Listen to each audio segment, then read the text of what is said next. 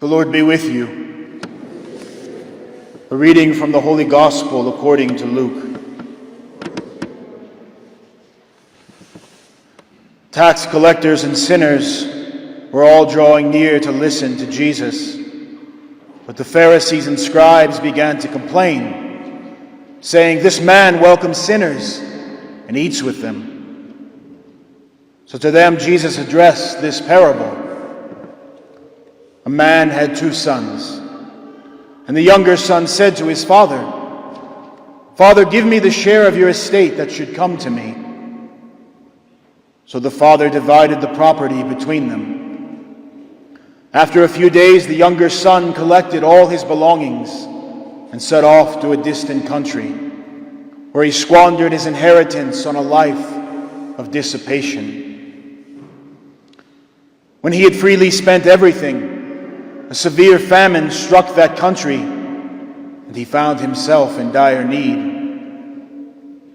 So he hired himself out to one of the local citizens, who sent him to farm to tend the swine. And he longed to eat his fill of the pods on which the swine fed, but nobody gave him any. Coming to his senses, he thought, "How many of my father's hired workers have more than enough food to eat? But here I am, dying from hunger.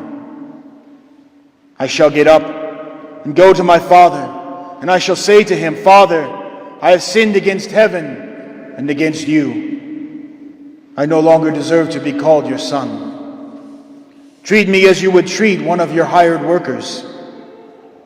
So he got up and went back to his father. While he was still a long way off, his father caught sight of him and was filled with compassion. He ran to his son, embraced him, and kissed him. His son said to him, 'Father, I have sinned against heaven and against you. I no longer deserve to be called your son.' But his father ordered his servants, 'Quickly, bring the finest robe and put it on him.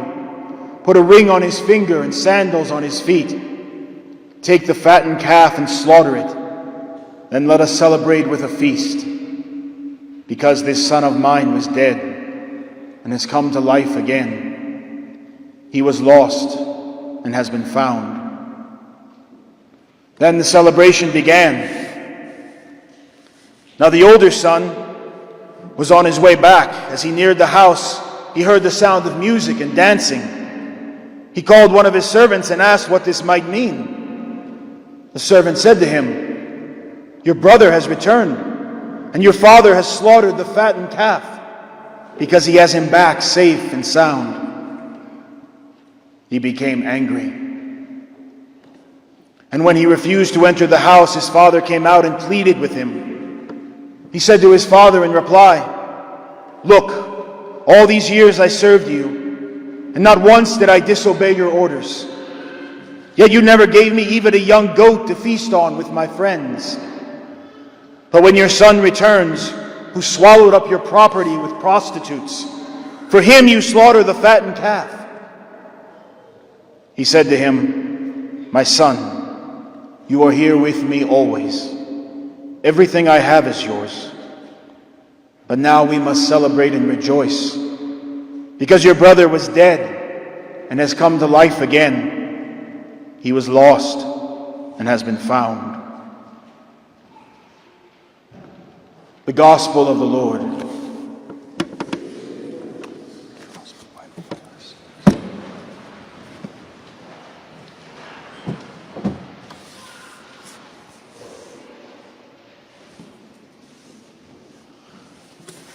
Jenny Thiesling grew up in Newcastle, Australia.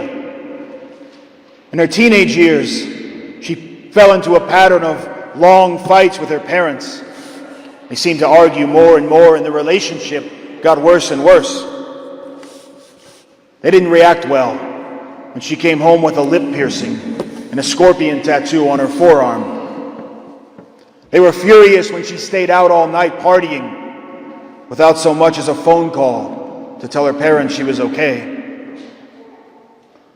One night, Jenny and her parents had a really bad fight that ended in really harsh words. "I hate you.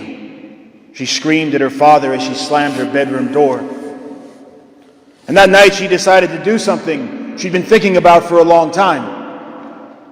When everyone was asleep, she got dressed, packed her bags, and went to the kitchen. And opening the drawer, she took out her parents' wallets. She took their credit cards, their cash, and their bank books. She hopped on a train and headed for Sydney. She went to the Commonwealth Bank and forged her mom's signature to withdraw $12,000 from their account. Then she hailed a cab and used her dad's credit card to buy a ticket to Melbourne, the one place she thought her parents would never look for her. In Melbourne, she began to enjoy the high life. It was everything she wanted. A new group of friends, lots of parties, wild nights, sleeping all day, no school, and certainly no parents telling her what to do. But it didn't take long until the money ran out and the credit cards were canceled. Back home, her parents were frantic. Her mom had to start working 2 jobs to pay off the credit card debt. And the $12,000 set aside for her sister's college tuition was gone. The police were notified. There was this massive search all through Newcastle. Her parents had no idea what happened to her, and they feared the worst. But things weren't going so well for Jenny either. It wasn't long before she became addicted to heroin. She had to move into a trashy building run by pimps in order to sell her body for money. Her life of wild parties and freedom had ended in a nightmare from which there didn't seem to be any way out. One night as Jenny was walking down the street, she saw a poster hanging on a telephone pole. We see many of them around here. Have you seen this girl? And below the caption was a photo of Jenny Thiesling, at least what Jenny used to look like. Jenny pulled the poster down, put it in her pocket. She wanted so badly to call that number. But shame and guilt and fear kept her from doing so. And so months passed. Months turned into years. Jenny was careless one time too many. At first she thought her sickness was just the case of a flu, but the illness got worse and worse. And at the clinic she found out she contracted hepatitis C and HIV. Now the pimps didn't want her either. One awful night she was sitting in the street, lonely, tired, and hungry. She pulled out that worn poster that she'd saved for so many years. She began to think back on her old life. And as she did, a flood of memories washed over her. A schoolgirl growing up in Newcastle. The smell of her mom's perfume. The water balloon fight she had in her backyard when she was 12. Dancing with her father. Her sister's comforting arms when she broke up with her first boyfriend. God, why did I leave? She asked herself that over and over again. And she began to sob because she knew now, more than anything else, that she wanted to go home. And so working up the courage, she tried her parents' home phone 3 times. Couldn't get through. On the 4th try, she got the answering machine. And hesitantly, she spoke. Mom, Dad, it's me. I was wondering if maybe I could come home. I'm catching a train to Newcastle. I'll be there by midnight tomorrow. And if you're not there, I'll understand why. As she rode the train to Newcastle the next day, all she could think about was the flaws in her plan. What if her mom and dad didn't get the message? It'd been 10 years. Worse, what if they didn't even want to see her? How were they going to react when they found out she's a junkie with AIDS? And worst of all, if they did show up, what was she going to say? And so the train pulled into Newcastle Station 10 minutes after midnight, Jenny hears the hiss of the brakes as the train comes to a stop, and her heart begins pounding. This was it. She stepped out of the train not knowing what to expect, looking all around, but seeing only an empty platform. And her heart sank with despair. But as she turned to step back on the train, she heard her name called. And whipping her head around, she saw her mom and her dad, her sister, her aunts and uncles, and her grandmother. They were holding a banner that said, "Welcome home." Her mom and dad walked towards her with tears in their eyes, but Jenny couldn't even raise her eyes to look at them. She couldn't even move. Her parents threw their arms around her so strongly it almost knocked her over. And through her sobbing, Jenny tried to mutter a few words. "Dad, I'm so sorry. I know." "Quiet, little girl. Quiet," said her dad. "We didn't come for an apology. All we care about is that you're home. We just want to hold you." And the rest of her relatives joined in this embrace. Jenny Thiesling found herself awash in a sea of family and love that she didn't think was possible anymore.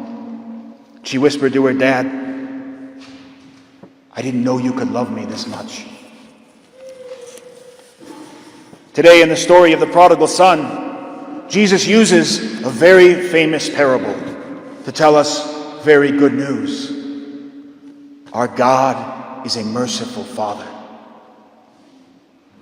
I say Jesus uses a famous parable because this parable was famous long before the time of Jesus. Every Pharisee and rabbi knew this parable. Children grew up hearing this parable. They knew how it ended. It was part of their thinking. And in this parable, the son decides he no longer wants to remain with his father. He wants to leave his father. He wants to set out on his own. He no longer wants to live under his father's rules in his father's household.